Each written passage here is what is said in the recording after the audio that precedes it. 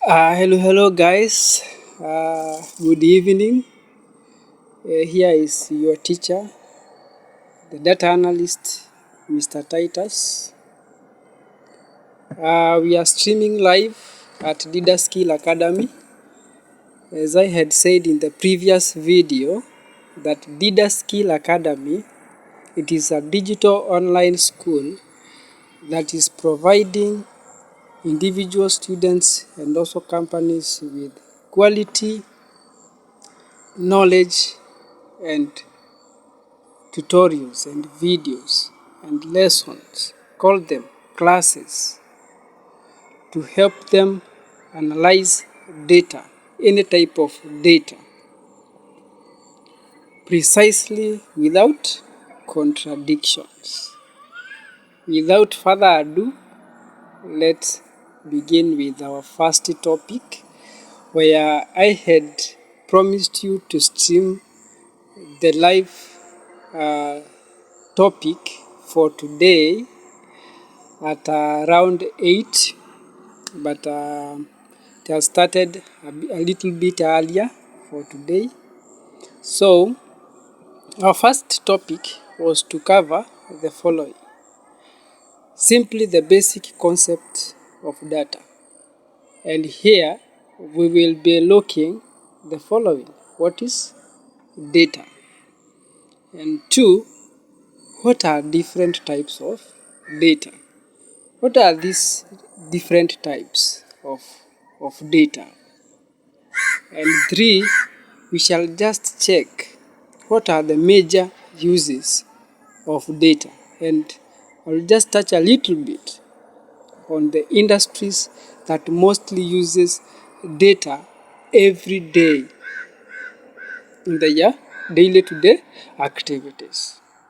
Therefore, without wasting any time, just subscribe for more videos like these ones.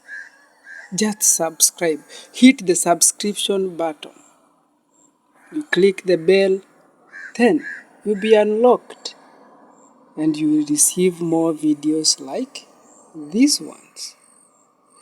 A disclaimer: Leader Skill Academy provides this information for education purposes, and this information will help you to have the required skills as a beginner, and also it will also help experts to remind them some tips and some basics of data analytics.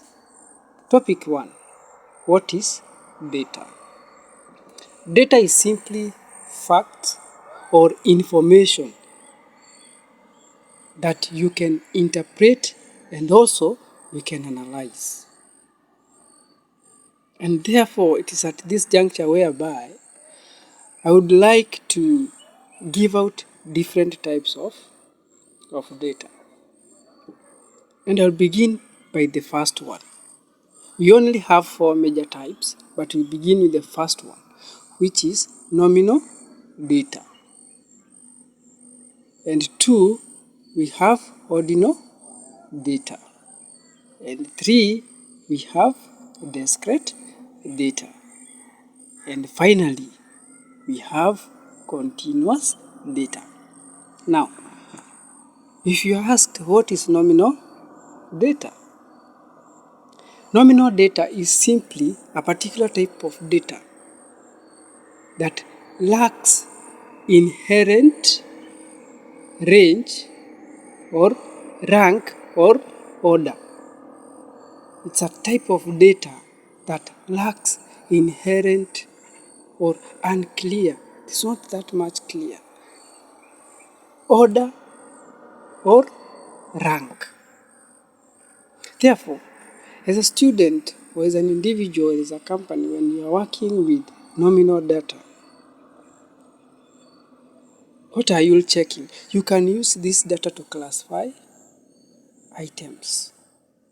You can only use this data, very simple, to classify items. For example, gender. We have male, we have female. Therefore, You are classifying items based on their attributes. You know a female, the attributes they have. You know a male, the attribute he or she have. He have. So this category, it will be simply defined by the attributes of the items. Then the second type, as I have said earlier, we have the ordinal data.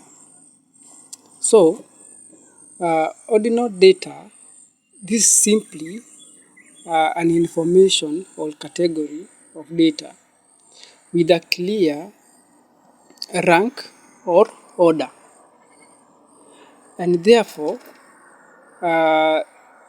this type of data, the ordinal data, it can be used to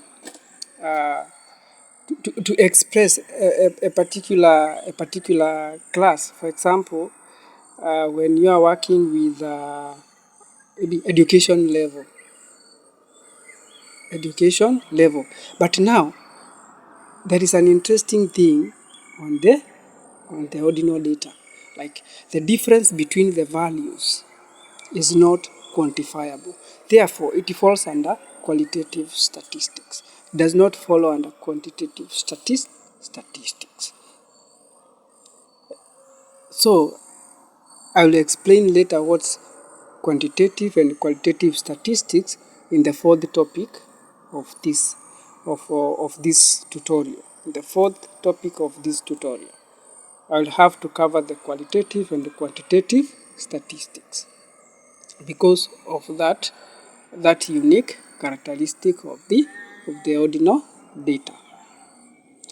Now, we also have the third one, which is discrete data. Just tell your neighbor, discrete data.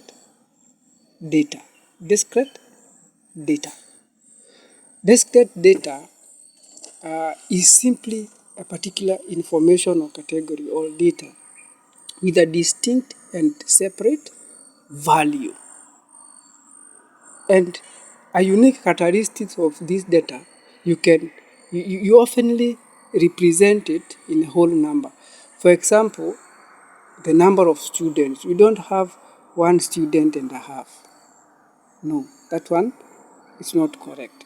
We have either 0 student or 1 student or 2 students, 3 students, 4 whole number.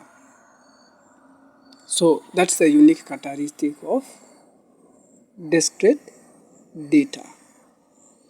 And finally, we have continuous data. Continuous data, this information or category, it simply falls under a particular range or scale. For example, it can be measured using a continuous scale. For example, we have the temperature, we have the student height. For example, the student height. Yeah. So that is that you can measure the height of students, and also you can measure the temperature using a particular scale. For example, a scale of 10, 20, 30, 40. So that's simply how the continuous data is. So its value, it falls under a particular range or scale. Yeah. So you can simply use it that way. And therefore, there is a question that has been asked here online. For example, when you have a nominal data. So when you are working with nominal data and you want to analyze it, mostly you will use or you will create the frequency tables. You can also use the visualizations, data visualizations. Data visualization like pie charts, also to display the data distribution.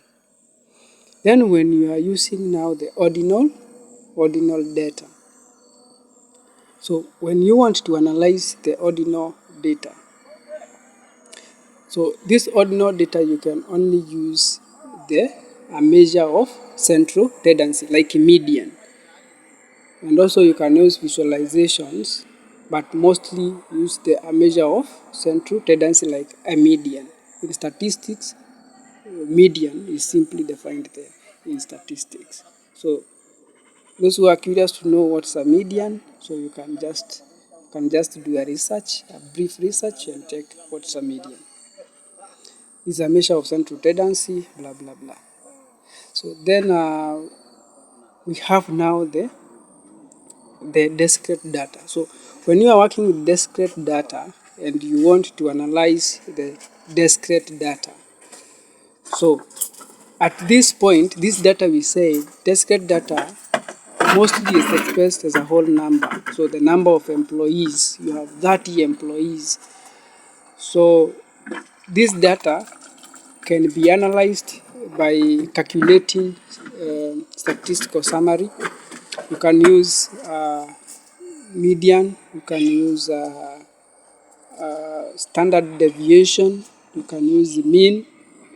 So that's simply, you can also use visualizations like histogram, pie chart. You can use also graphs, yeah, to express or display the data distribution. Then for the continuous data, as we said that it is measured at a continuous or a particular continuous scale, like that of 10, 20, 30, 40, and so on. So you can analyze it using the graphs, that's the visualizations like graph, pie charts, histograms, etc. And also you can use the statistical summary. So like median, mean, standard deviation, all of those can be used to analyze continuous data. Why are we emphasizing on basic concept of data? Because the above knowledge will help you to have that skill of choosing which type of data you have and which is the appropriate technique to be used for the data analysis. Thank you for watching, guys, but I had promised to introduce you to the second lesson. Our second lesson will be covering the following. Majorly, the methods of collecting data. And two, information infrastructures or information technology infrastructures used for data entry and data analysis. And finally, we will finalize the second lesson by simply checking the basic concept of analyzing data. And this one will drove us back to the first lesson, whereby we will collect all the four types of data. So we will have the nominal data, we will have the ordinal data, we will also have discrete data, and finally we will have continuous data. And this will be a physical data to be analyzed here online. I will try to have a whiteboard so that we can work together and enjoy the lesson together. So here it's a final touches on the first lesson, and therefore, guys, don't forget to share this video, and also don't forget to follow this channel. We are the Dida Skill Academy, a digital school of excellence. Thank you.